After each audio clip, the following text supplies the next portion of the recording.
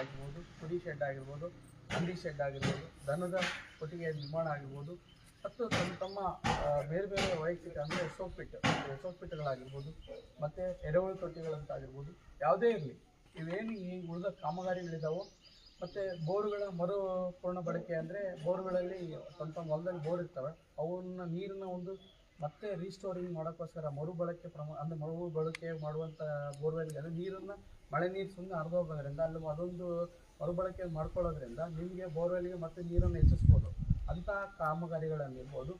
ಆಮೇಲೆ ತಮ್ಮ ಕೃಷಿ ಹಣ್ಣು ಯಾವುದಾದ್ರೂ ಒಂದು ತಮ್ಮ ತೋಟಗಾರಿಕೆ ಇಲಾಖೆಯಿಂದ ಏನಾದರೂ ತಮ್ಮ ಹೊಲಗಳಲ್ಲಿ ಏನಾದರೂ ಮಾಡ್ಕೊಳಂಗಿದ್ರೆ ಅಂಥ ಒಂದು ಇದನ್ನು ಕೂಡ ನೀವು ತೋಟಗಾರಿಕೆ ನರೇಗಾದಲ್ಲಿ ಜಾಬ್ ಕಾರ್ಡ್ ಇರಬೇಕು ಕಂಪಲ್ಸರಿ, ನರೇಗಾದಲ್ಲಿ ನೀವು ಮಾಡ್ಕೋಬೋದು.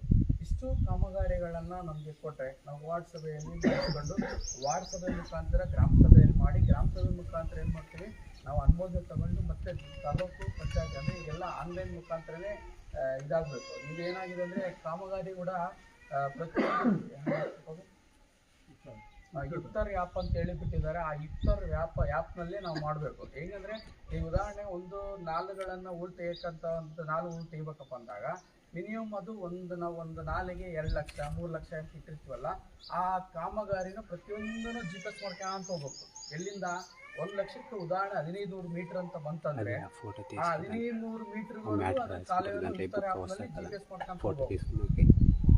ಈಗ ಸರ್ಕಾರದ ಹೊಸ ನಿಯಮ. ಆಮೇಲೆ ಇನ್ನೊಂದು ನಿಮ್ಗೆ ಗೊತ್ತಿದೆ EKYC ಕೂಡ ಕೆಲವೊಂದು ಮಾಡ್ತಾ ಇದ್ವಿ ನಾವು.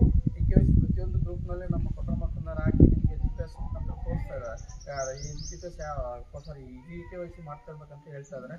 ಇನ್ನು ನಮಗೆ EKYC ಮಾಡೋದು ಭಾಳ ಪೆಂಡಿಂಗ್ ಇದೆ. ದಯವಿಟ್ಟು ಅಂಥವ್ರು ನಮ್ಗೆ ಈಗ ಸಿಕ್ಕ ನಾವು ಡೈಲಿ 6 ಆಗಲಿ 7 ಆಗಲಿ ಹೆಂಗೆ ಮಾಡ್ತಾರೆ ಹಂಗೆ ಮಾಡ್ತಾ ಇದ್ದೀವಿ ವರ್ಕ್ನ. ಆದರೆ ನೀವು ಇನ್ನೂ ಉಳಿದವ್ರು ಯಾರಾದರೂ ಇದ್ದರೆ ನಿಮ್ಮ ಮೇಟಿಗಳಾಗಿರ್ಬೋದು, ಇನ್ನು ನಿಮ್ಮ ಗ್ರೂಪ್ನಲ್ಲಿ ಯಾರಾದರೂ ಇದ್ದರೆ ಬೇರೆ ಕಡೆ ದುಡಿಯೋಕ್ಕೆ ಹೋಗಿರ್ತಾರೆ, ಬೇರೆ ಕಡೆ ಎಲ್ಲೋ ಹೋಗಿರ್ತಾರೆ, ಅಂಥದ್ದು ಕೂಡ ನಾವು EKYC ಮಾಡಿಸಿ. ಯಾಕಂದರೆ ನೆಕ್ಸ್ಟ್ ಕೆಲಸಕ್ಕೆ ಬೇಕಂದರೆ ಕಂಪಲ್ಸರಿಯಾಗಿ ಅವರು EKYC ಆಗಿದ್ರೇ ಕೆಲಸಕ್ಕೆ ಮಾಡೋಕ್ಕೆ ಬರೋದು. ಅದಕ್ಕೋಸ್ಕರ ಅದೊಂದು ಗಮನ ಹರಿಸ್ಬೇಕು. ಜೊತೆಗೆ ಇಷ್ಟು ಕಾಮಗಾರಿಗಳನ್ನು ನೀವು ಕೊಟ್ಟರೆ ಈ ವಾಟ್ಸಪ್ಪಲ್ಲಿ ನಮ್ಮ ಇವರು ಬರ್ಕೊಂಡು ಅದೇನು ಮಾಡ್ತಾರೆ ನಮ್ಮ ಕ್ರಿಯೋಜನೆಗೆ ತಗೊಳ್ತಾರೆ. ಇಷ್ಟು ನಾನು ಈ ವಾಟ್ಸಪ್ಪಿನ ಒಂದು ಏನು ಇದೆ ಅನ್ನೋ ಉದ್ದೇಶಕ್ಕೆ ಎಲ್ಲರಿಗೂ ತಿಳಿಸ್ಕೊಟ್ಟೆ.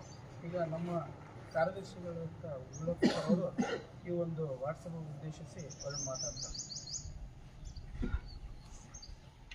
ಎಲ್ಲರಿಗೂ ನಮಸ್ಕಾರ. ಈ ಒಂದು ವಾಟ್ಸಪ್ ಕರೆದಿರೋ ಉದ್ದೇಶ ಏನಂದರೆ 26-27ನೇ ಸಾಲಿನ ಕ್ರಿಯಾ ಯೋಜನೆ ತಯಾರಿಸಲು ಕೆಲ್ಕಂಡ ಕಾಮಗಾರಿಗಳನ್ನು ಬರ್ಸ್ಬೇಕಂತ ಈ ಮೂಲಕ ತಮ್ಮಲ್ಲಿ ಕೇಳ್ಕೊಳ್ತೇನೆ. ಜಲ ಸಂರಕ್ಷಣಾ ಕಾಮಗಾರಿಗಳು ಏನೇನು ಬರ್ತಾವೆ ಅಂದರೆ ಮಲ್ಟಿ ಚೆಕ್ ಡ್ಯಾಮ್, ಕಲ್ಲುಬಂಡೆ ಬೋರ್ವೆಲ್ ಚೆಕ್ ಡ್ಯಾಮ್, ಕೆರೆ ನಿರ್ಮಾಣ, ಹೂಳೆತ್ತುವುದು, ಗೋಕಟ್ಟೆ ನಿರ್ಮಾಣ, ಕಲ್ಯಾಣಿ ನಿರ್ಮಾಣ, ಕಾಲುವೆ ನಿರ್ಮಾಣ ಇವೆಲ್ಲ ಬರ್ತಾವೆ. ಅದೇ ರೀತಿ ಹಸಿರೀಕರಣ ಕಾಮಗಾರಿಗಳು ಯಾವ್ಯಾವು ಅಂದರೆ ರಸ್ತೆಯಲ್ಲಿ ನಡುತೋಪ, ಕೃಷಿ ಅರಣ್ಯೀಕರಣ, ಸಾರ್ವಜನಿಕ ಸ್ಥಳಗಳಲ್ಲಿ ಗಿಡ ನೆಡುವುದು, ಗ್ರಾಮೀಣ ಉದ್ಯಾನವನ, ಅರಣ್ಯ ಪ್ರದೇಶಗಳಲ್ಲಿ ಕಂದಕ ನಿರ್ಮಾಣ. ಅದೇ ರೀತಿ ರೈತರ ಕ್ರಿಯಾ ಯೋಜನೆ ಯಾವ್ಯಾವು ಅಂದರೆ ತೋಟಗಾರಿಕೆ ಕಾಮಗಾರಿಗಳು, ಬೇಸಿಗೆ ಕಾಮಗಾರಿಗಳು, ಕೃಷಿ ಹೊಂಡ, ಮಧು ನಿರ್ಮಾಣ, ತೆರೆದ ಬಾವಿ ನಿರ್ಮಾಣ, ದನದ ಶೆಡ್ಡು ಕಾಮಗಾರಿ, ಕುರಿ ಮೇಕೆ ಶೆಡ್ಡು, ಕೋಳಿ ಸಾಕಾಣಿಕೆ ಸೆಟ್ ನಿರ್ಮಾಣ, ಹಂದಿ ಸಾಕಾಣಿಕೆ ಸೆಟ್ ನಿರ್ಮಾಣ, ಈರುಳ್ಳಿ ಸಂಗ್ರಹಣಾ ಘಟಕ, ಸೋಪ್ ಪಿಟ್, ಬೋರ್ವೆಲ್ ರೀಚಾರ್ಜ್. ಅದೇ ರೀತಿ ಶಾಲೆ ಅಭಿವೃದ್ಧಿ ಕಾಮಗಾರಿಗಳು ಯಾವ್ಯಾವು ಅಂದರೆ ಶಾಲೆ ಕಾಂಪೌಂಡು, ಶಾಲೆ ಶೌಚಾಲಯ, ಶಾಲೆ ಆಟದ ಮೈದಾನ, ಮಳೆ ನೀರು ಕೊಯ್ಲು, ಪೌಷ್ಟಿಕ ತೋಟ, ಅಡಿಗೆ ಕೋಣೆ ನಿರ್ಮಾಣ, ಪೇವರ್ಸ್ ರಸ್ತೆ.